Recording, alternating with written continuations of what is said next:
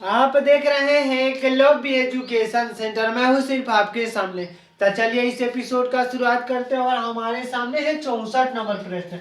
तो 64 नंबर प्रश्न कह रहा है कि एक्स वाई और जेड का औसत जेड से 6 अधिक है। यानी एक्स वाई और जेड का जो औसत है जेड से 6 अधिक है। एक्स और वाई का औसत 50 है। यदि यू जेड से 6 कम है तो यू और जेड का औसत निकालना है। जब ऐसे प्रश्न है तो चलिए हम शुरू से करते हैं। यानी जो पहला डाटा है कि एक्स वाई और जेड का जो औसत है 6 जेड से 6 कम है। यानी औसत बराबर लिख सकते हैं, औसत बराबर होता है पदों का योग अपन पदों की संख्या। तो पदों का योग बाटा में हो जाएगा पदों की संख्या। पदों का योग अपन पदों की संख्या पदों और इसी के माध्यम से यह प्रश्न होगा। पदों का योग अपन पदों की संख्या लिख चुके हैं। अब कह रहा है कि एक्स वाई और जेड का जो औसत है जेड से 6 अधिक है। यानी जेड प्लस 6 है। तो इस तरह से आइए, तो औसत बराबर है Z plus 6।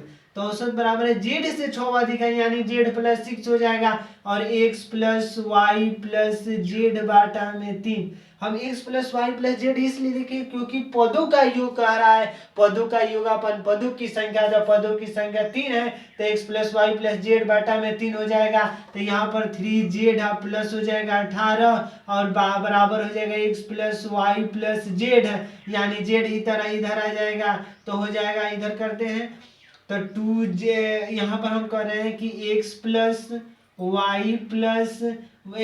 Y minus 2 z minus 18 बराबर में 0 हो जाएगा। क्या यहाँ पर पहला समीकरण लिख देते हैं। अब इधर ला दिए हैं ताकि एक्स प्लस वाई प्लस में रहे, क्योंकि माइनस में आ जाएगा। तो फिर एक्स प्लस वाई यहाँ पर दिया है कि एक्स और वाई का औसत 50 है। यानी यहाँ पर हम डायरेक्ट कर सकते हैं कि औसत बराबर हो जाएगा पदों का योग अपन पदों की संख्या। तो एक्स प्लस वाई बाटा में हो जाएगा 2 और औसत दिया है हमारे सामने 50।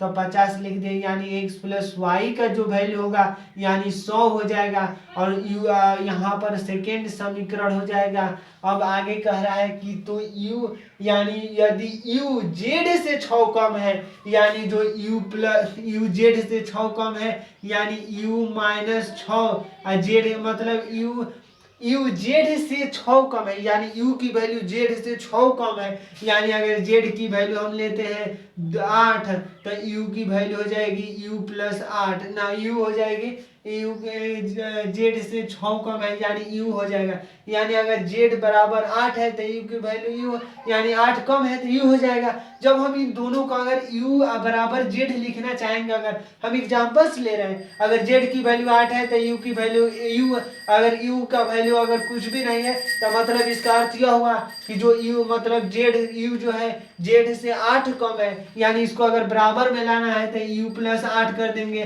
तो वह बराबर हो जाएगा जेड के। क्योंकि अगर u में 8 जोड़ दे रहे हैं तो यह जेड का जो वैल्यू 8 के बराबर है। यानी u प्लस 8 कर देंगे। अगर 8 कम है, अगर u में 8 जोड़ देते हैं तो वह जेड के बराबर हो जाएगा। तो वही बात यहाँ पर हो रहा है कि u जेड से 6 कम है। यानी u प्लस 6 कर दे रहे हैं तो वह जेड के बराबर हो जाएगा। क्योंकि अगर हम ऐसा करते हैं u प्लस जेड, तो यह तीसरा समीकरण है। बहुत ही महत्वपूर्ण यही समझना है कि u जेड से 6 कम है। यानी 6 कम है तो उसको जब बराबर में लाना है तो उसको जब प्लस 6 कर देंगे। यानी अगर आपके पास हमारे से आपके पास मतलब कोई कम है तो इसमें अगर 6 कम है तो 6 जोड़ देंगे तो वह बराबर इक्वल की स्थिति में आ जाएंगे। क्योंकि मान लीजिए अगर आपके पास कुछ नहीं है, अगर आपके पास मान लीजिए 2 रुपया है और 2 रुपया कम है किसी से, अगर 2 रुपया आप में प्लस हो जाएगा तो बराबर हो जाएंगे। तो वही बात कह रहा है कि u प्लस 6 कर दे रहे हैं तो u प्लस 6 जेड के बराबर हो जाएगा। क्योंकि u जेड से 6 कम है तो हम बराबर में करना है। तो अब कह रहा है कि x प्लस वाई का वैल्यू 100 है। यानी 100 माइनस 2 जेड माइनस 18 बराबर 0 है। तो इस तरह से हो जाएगा माइनस 2 जेड बराबर में हो जाएगा माइनस 82। यहाँ पर 82 प्लस में तो माइनस 82 हो जाएगा। यानी जेड बराबर हो जाएगा 41। माइनस माइनस कट गया। यानी जेड बराबर 41 दूनी का 82 होता है। 100 में से 18 घटाएंगे तो 82 और यहाँ पर प्लस है तो उधर जाएगा तो माइनस। यानी माइनस माइनस कट गया, जेड बराबर 41 आ गया। तो u प्लस 6 बराबर जेड है। यानी u प्लस 6 बराबर 41। तो u बराबर हम 35 लिख सकते हैं, क्योंकि 41 में से 6 को घटा देंगे तो 35 हो जाएगा। अब कह रहा है कि u और z का औसत ज्ञात करना है, यानी औसत बराबर लिख सकते हैं यहाँ पर u प्लस जेड अपन 2, u प्लस जेड अपन 2, तो हो जाएगा u का वैल्यू है 35, तो 35 लिख दिया, और z का वैल्यू 41 है तो 41 लिख देते हैं, और बाटा में 2 है तो बाटा में 2, यहाँ पर 6 हो जाएगा, 4 3 7 76 बटा 2, यानी यहाँ पर 38 हो जाएगा, और 38 दूनी का 76 होता है। तो आइए एक बार विकल्प को देख लेते हैं कि 64 नंबर प्रश्न का कौन सा विकल्प सही है, और यह सभी प्रश्न एवरेज चैप्टर से संबंधित है। तो 64 नंबर प्रश्न के विकल्प नंबर ए में दिया है 38, और हमारा भी उत्तर आया है 38। शायद आप देख पा रहे 64 नंबर प्रश्न के विकल्प नंबर ए 38 आया है। तो इस तरह से 64 नंबर प्रश्नों को हल कर चुके हैं, और आज के इस एपिसोड में बस इतना ही।